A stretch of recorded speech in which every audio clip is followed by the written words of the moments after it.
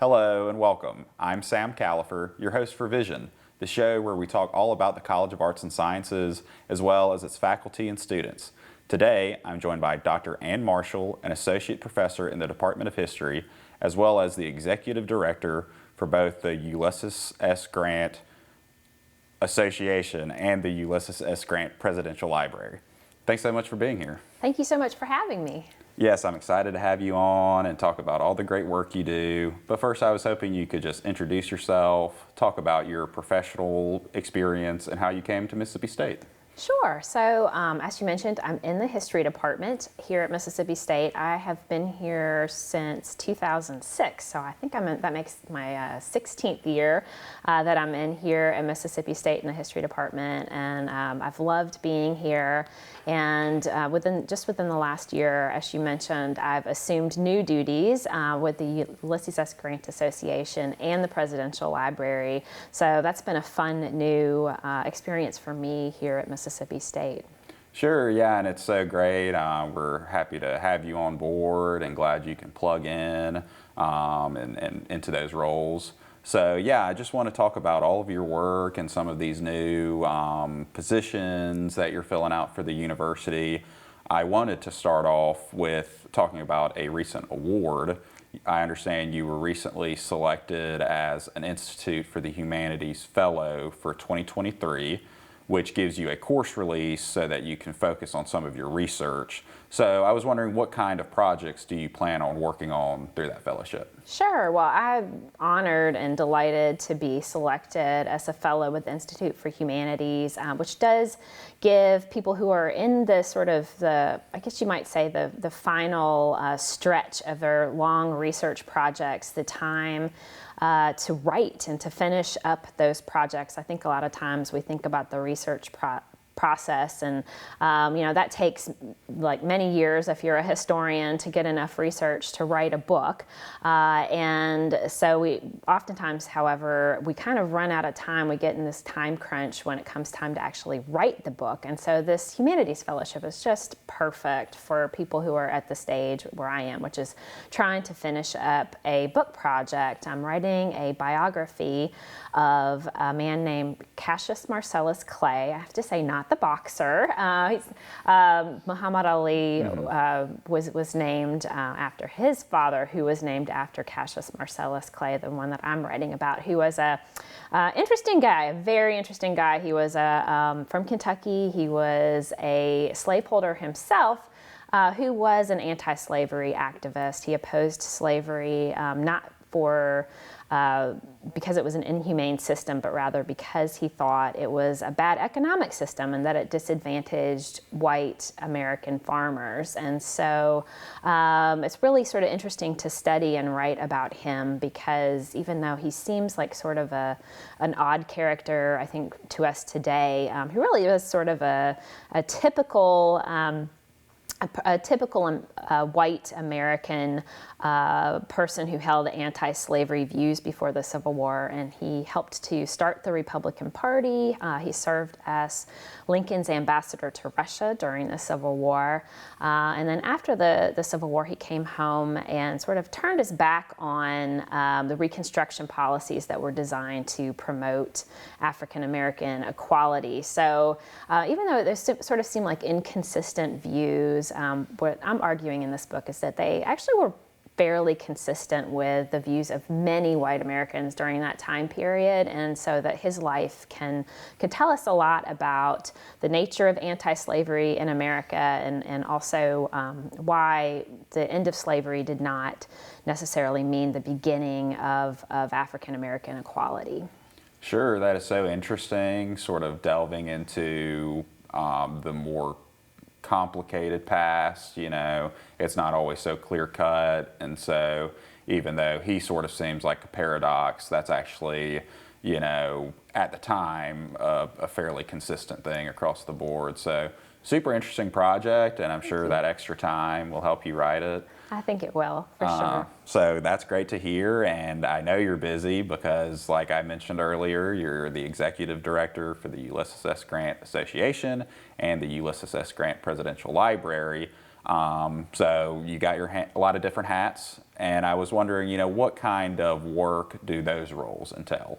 Yeah, so with the Ulysses S. Grant Association and through the library, our main goal is to really promote learning about Ulysses S. Grant and the time that he lived in, as well as promoting researching him and the period in which he lived in. And so that's really what I'm trying to do in those roles. We try to bring people into the library as researchers. We try to we have a lovely museum on campus on the 4th floor of the library. And so we try to bring a lot of visitors in, and we do get a lot of visitors, not only from all over the country, but around the world as well. And I sort of think, not surprisingly, a lot of people are surprised that we have the Grant Library here at Mississippi State, given that Grant's role in defeating several different key areas in Mississippi during the Civil War, and so really just trying to get the word out about our presence here at Mississippi State University. And so I go out and speak to a lot of different groups around the state about that, as well as put on programming at the library and encourage researchers and support researchers when they come to use our all of our papers that we have, and come to see all of the artifacts that we hold.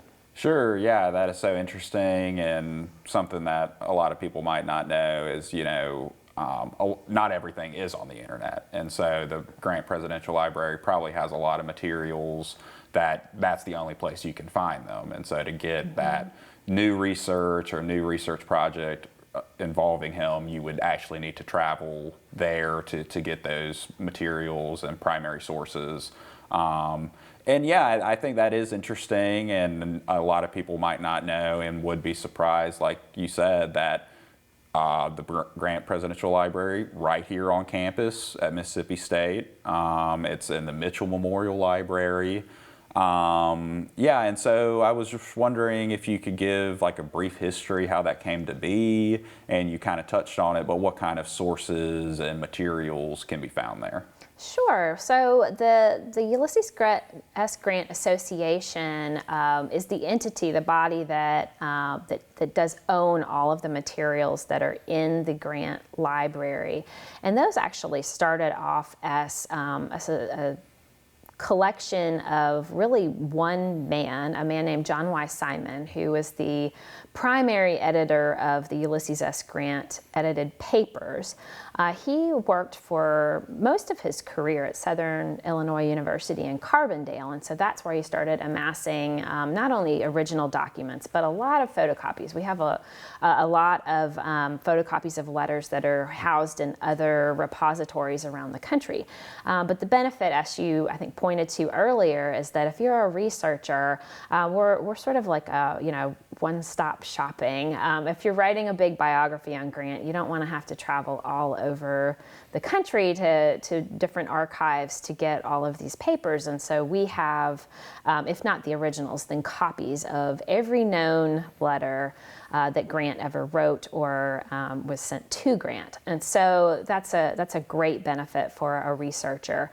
And so those letters were housed at Southern Illinois University, but when John Y. Simon retired and then shortly thereafter passed away, Southern Illinois decided that they didn't want to house the collection anymore. And that's where my predecessor, John Marszalek, who is a longtime history professor here at Mississippi State, and then who became the executive director of the Grant Association. That's where he stepped in. He said, I think Mississippi State would be a fantastic landing spot for these materials, and I think the university would support them here. And so first President Roy Ruby, and then after that Dr. Keenum, who came in right about the same time as the collection arrived here, were very, very supportive about this whole project, and the support has only grown since 2009. In 2012, we were designated an actual presidential library, and then a few years after that, the university devoted millions of dollars to building the facility that we're in now up on the 4th floor. And so they put all these resources behind the museum and really making it the sort of gem that it is on Mississippi State's campus. And so it's really taken, I mean, it's really a project of a lot of people, but a lot of support at Mississippi State. Yeah, it's a very beautiful location, and it's actually pretty rare, I believe, that a presidential library is housed on a university. Yes. So I just think that's such a hidden gem. Yes, it's been a great, we have classes from all over campus come in. We have textiles that come in, textile sciences that come in and look at our holdings. We have people from math classes that come in. So it's not just the history classes either that come in to use our resources. So we would encourage anyone around campus to think creatively about how you might incorporate our holdings into your classes. Sure. And we have just a little bit of time, but you were featured in The Conversation, which is a national news outlet. It features articles written by academics like yourself, and you wrote about President Grant. So I was wondering if you could just briefly tell me what that article was about. Yes, so I wrote recently about the possibility of Grant being posthumously promoted to General of the Armies, which is essentially akin to what we might think of as a 6th star. If this goes through, he'll be only the 3rd person in American history after George Washington and John Pershing to hold such an honor. And it would be a way to really remember his contribution to not just to American military history, but the military victories that really enabled the saving of the Union and the fulfilling of equal rights after the Civil War. That is also interesting, and I hope a listener might hear that and visit the library or try to find that article. It was a great article, so very interesting. So thank you so much for joining me today and talking about your research. And thank you all for tuning in to this episode of Vision. We'll see you next time.